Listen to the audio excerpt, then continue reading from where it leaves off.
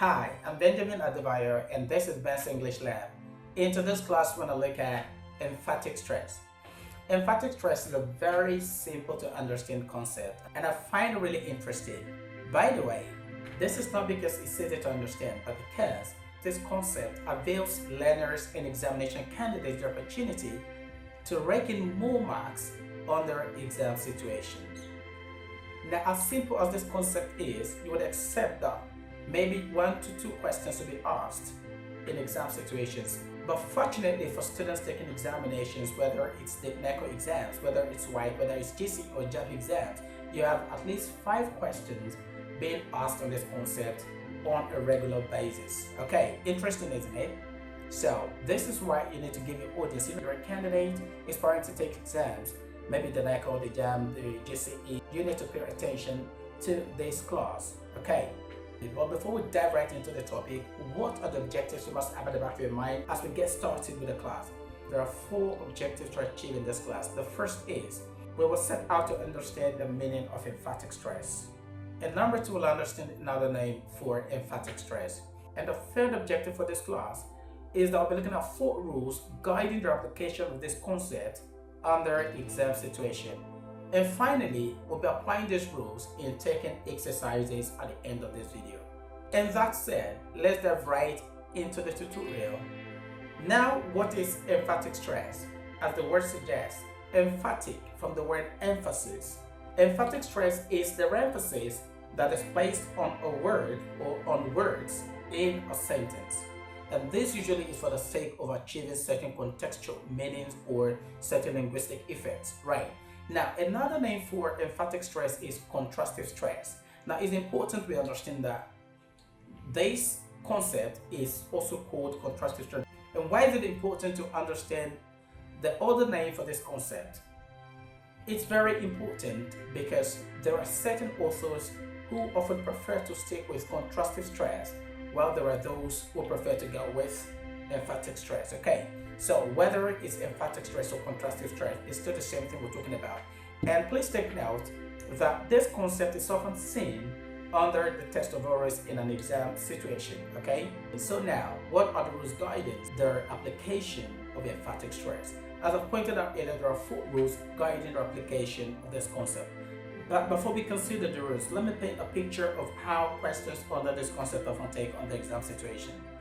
First of all, a sentence is given, and in the given sentence, you have the emphasized word italicized or being capitalized. So it's either the emphasized word is capitalized or it's italicized. You have one of the two.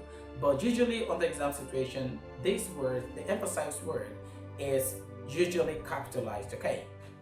But I'm saying you might have it italicized in some cases, okay? Right.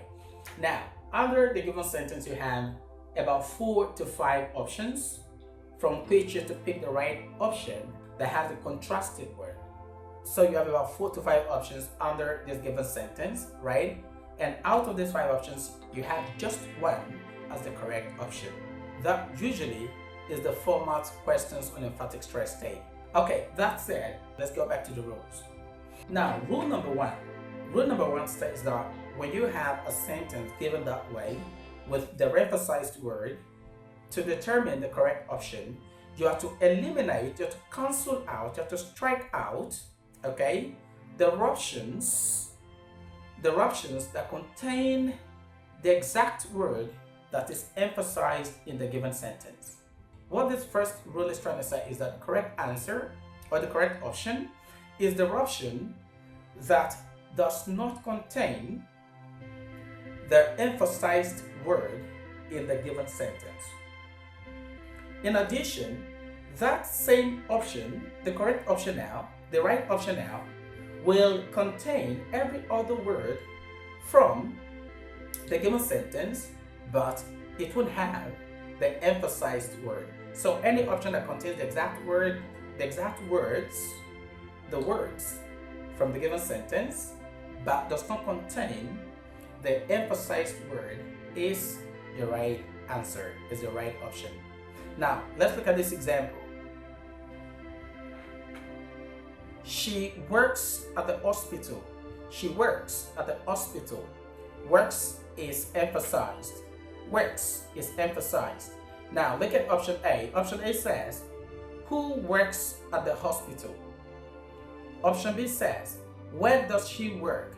Option C says, does she work at the post office? Option D says, is she a patient at the hospital? Now look at option A. Option A contains everything from the given sentence. It contains works, it contains art, it contains there, it contains hospital. So because it contains works, which is the emphasized word, that option is wrong. Remember, any option that contains the emphasized word again, that repeats the emphasized word, is wrong. Now option B says, where does she work? We have she, we have work. Look at work. Now that question is actually off point because it's talking about, it's asking it, because this question is focusing on the place where this individual works. But of course, the emphasis is on the action, what the person does, works, okay? Now, this is asking about where the person works. So that option is also very wrong. Option C says, does she work at the post office? Look at work. The action is repeated, work. That makes that option wrong because it contains the emphasized word. Now, option D says, is she a patient at the hospital? Now, look at option D. Option D contains all the words in the given sentence but does not contain work, okay? That makes it the right option, okay? And again, if you're to go into proper context, you discover that option D is talking about what this person does at the hospital. That is she a patient? The answer is no, she's not a patient. She works. She's perhaps a doctor or perhaps a janitor at the hospital, so she works there. But what does she do? Now you can see that option D is a contrast to what the real sentence is saying. The real sentence is saying that she works there. Now option D is a contrast, is an opposite to what the real sentence is saying. The real sentence is saying that she works, but option D is saying that she's a patient. Do you understand? So that is the right answer. Option D is the right option. Remember, the option that contains all the words in the given sentence but does not contain the emphasized word is the correct option. So option D contains all the words from the given sentence but does not contain the emphasized word. Okay, I hope you understood rule number one. Now rule number two is a step further from rule number one. Rule number two states that in a situation where you have two or more options, not containing the emphasized word, which option are we going for? Okay, now the rule now says that, the rule states that in this situation where you have two or more options without the emphasized word, now you need to look at those options that do not contain the emphasized word. The option that contains the opposite of the emphasized word becomes the right option. I take that again. Rule number two states that when you have a sentence being given with the emphasized word and you have at least two options that do not contain the emphasized word, right? Those options are likely to be the answer, of course. But which of the options now will be correct? The right option, according to this rule, is that the option that contains the opposite of the emphasized word will be chosen as the correct option. Let's look at this example. Mary is visiting a father in Lagos next month. Mary is visiting a father in Lagos next month. Notice that the emphasized word in this case is father. She is visiting a father, not a mother, not a brother, not a cousin, not a son. Of course, in Lagos next month. Now, look at option A. Option A says, is Mary seeing a father in Lagos next month? Look at father. Repeated, right?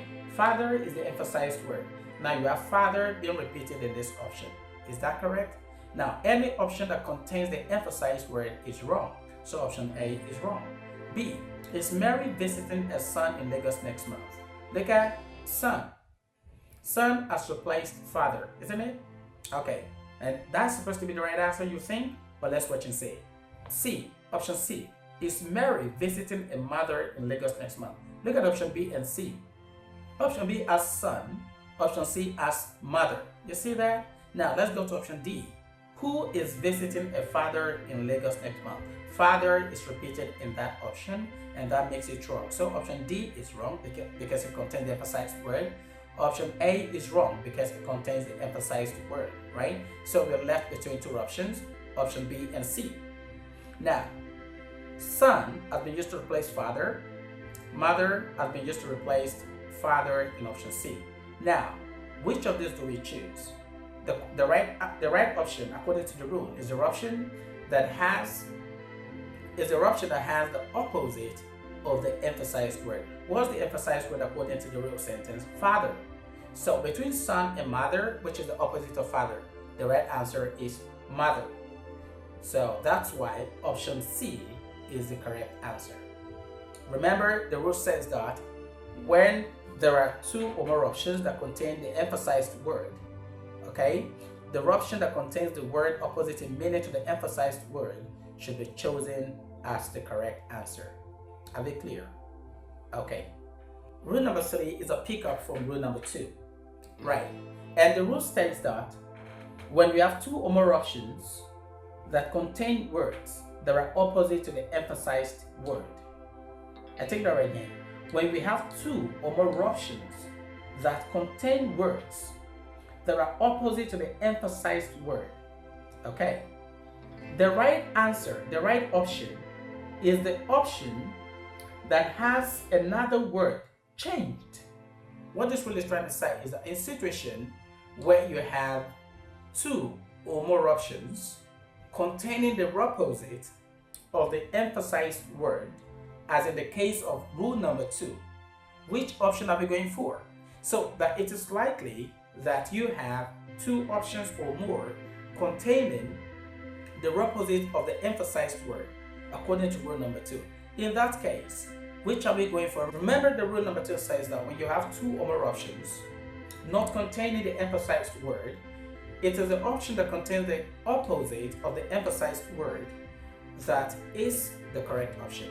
But in the case of rule number 3, we are told that when you have situations where two or more options contain the opposite of the emphasized word, for the option, you need to watch out. In that case, you need to watch out for the option that has altered, that has changed other words from the original sentence. Let's explain that with this example. Now, look at this example. Laura Bow's poems may win the first prize. Laura Bow's poems may win the first prize. Notice that the emphasized word in that sentence is may, M-A-Y. Now option A. Option A says, option A states, whose poems may win the first prize. Whose poems may win the first prize. Option B. Will Laura Bow's poems win the second prize? Will Laura Bow's poems win the second prize? C. Will Laura Bow's painting win the first prize? Will Laura Bow's paintings win the first prize? D. Will Laura Bow's poems win the first prize? Now, look at this option. Option A, whose poems may win the first prize? Look at option A, it contains everything. Option A contains everything from the given sentence, isn't it? Now, because option A contains everything, all the words verbatim from the given sentence, it makes it wrong. It makes option A wrong. Okay. B. Will Laura Bow's poems win the second prize? Option B. Will Laura Bow's poems win the second prize?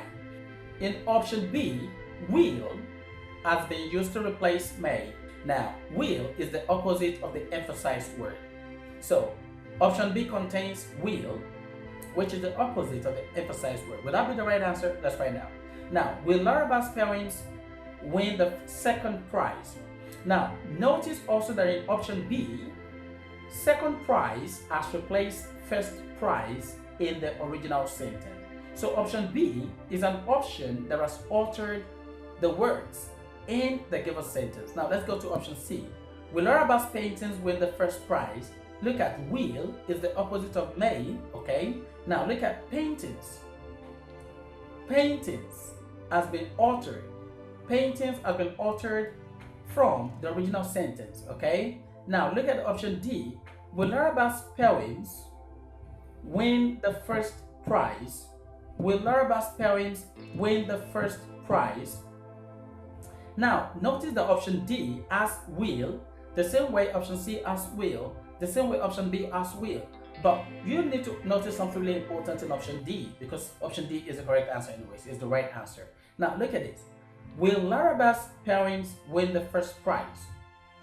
Now, you notice that option D contains every word present in the original sentence except for will. Will is the opposite of may. Okay, will is the opposite of may, which is the emphasized word. Now, every other part of that sentence, every part of that option contains exactly the words from the original sentence. But if you notice option B, it contains will, which is the opposite of may, but it alters, it makes changes to other parts of the sentence by introducing second prize. Option B introduced second prize, it makes it the wrong option. Now notice option C. Option C contains will, which is the opposite of may, correct, right? But it makes alteration, it makes changes by adding paintings to the sentence. And because the original sentence does not contain paintings, it makes option C incorrect. Now option D is correct because it contains all the other words that make up the original sentence except for the opposite of may. Are we clear? So what rule number 3 is trying to explain is that when you have a situation where two or more options contain the opposite of the emphasized word, any option that makes changes to the original sentence apart from the emphasized word is a wrong option. And that is why option B and C are wrong in the example we just looked at.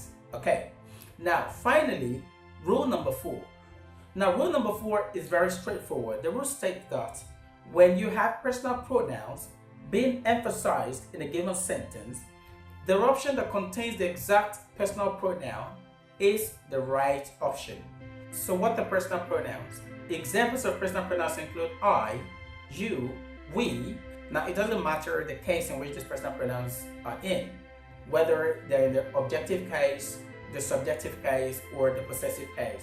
So you could have such examples as mine, yours, ours, is, hers, etc. Okay, now, so the rule against this is that when you have a personal pronoun such as I, you, me, we, being emphasized in a sentence, the option that contains exactly the same personal pronoun is the right option. Now let's take a look at this example. You did the job. I slapped him. I, pronoun I slapped him. Option A, did I slap him? B, did you slap him? Who did it see? Who did he slap? D, who did you slap? Who did you slap? Now notice from these options, only option A. Now notice that only option A repeats their emphasized personal pronoun. So that makes option A the correct option because it has I, option B has you, option C has he, option D has you. So remember, rule number 4 states that when you have a personal pronoun being emphasized in a sentence, the option that has that personal pronoun repeated is the right answer, regardless of the case in which the personal pronoun is in, whether it's an objective case, the possessive case, or the subjective case.